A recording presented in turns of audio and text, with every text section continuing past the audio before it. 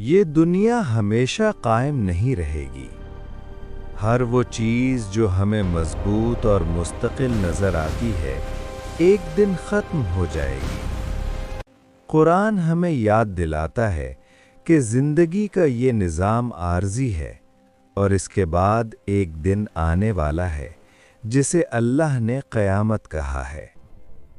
قیامت کوئی افسانہ نہیں اور نہ ہی کوئی اچانک حادثہ ہے۔ یہ ایک طے شدہ حقیقت ہے جس کی خبر اللہ اور اس کے رسول صلی اللہ علیہ وسلم نے پہلے ہی دے دی ہے۔ اللہ نے اپنی رحمت سے قیامت سے پہلے کچھ نشانیاں مقرر فرمائیں تاکہ انسان غفلت سے جاگ جائے اور اپنے انجام کے بارے میں سوچے۔ نبی کریم صلی اللہ علیہ وسلم نے قیامت کی نشانیوں کو دو حصوں میں بیان فرمایا ہے: چھوٹی نشانیاں اور بڑی نشانیاں۔ چھوٹی نشانیاں طویل عرصے میں آہستہ آہستہ ظاہر ہوتی ہیں۔ یہ کسی ایک دن میں مکمل نہیں ہوتی بلکہ وقت کے ساتھ پھیلتی رہتی ہیں۔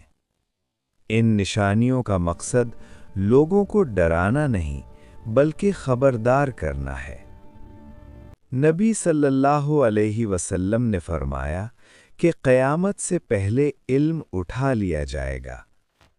اس کا مطلب یہ نہیں کہ کتابیں ختم ہو جائیں گی بلکہ یہ کہ علم والے دنیا سے رخصت ہو جائیں گے۔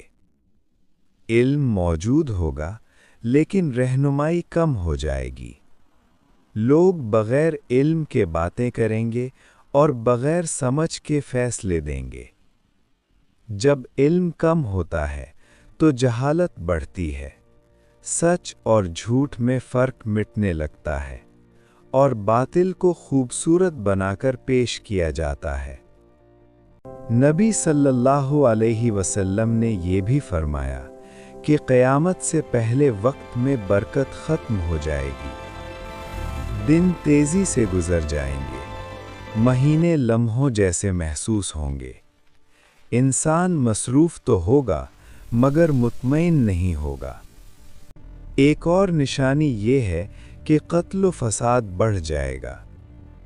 ایسا وقت آئے گا کہ قاتل نہیں جانے گا کہ اس نے کیوں قتل کیا اور مقتول نہیں جانے گا کہ اسے کیوں مارا گیا۔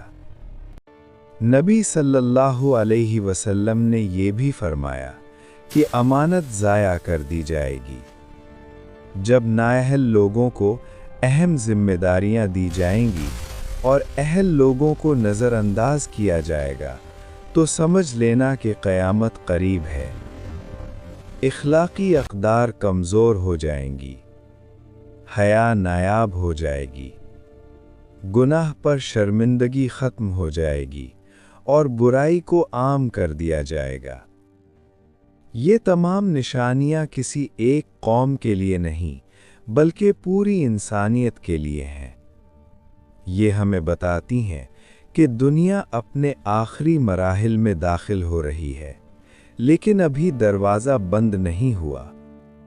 ابھی وقت باقی ہے، ابھی توبہ قبول ہوتی ہے، ابھی اللہ کی طرف لوٹنے کا موقع ہے۔ قیامت کی نشانیاں ہمیں مایوس کرنے کے لیے نہیں بلکہ ہمیں سنبھلنے کا پیغام دیتی ہیں، اور جو انسان اس پیغام کو سمجھ لے وہی اصل میں کامیاب ہے۔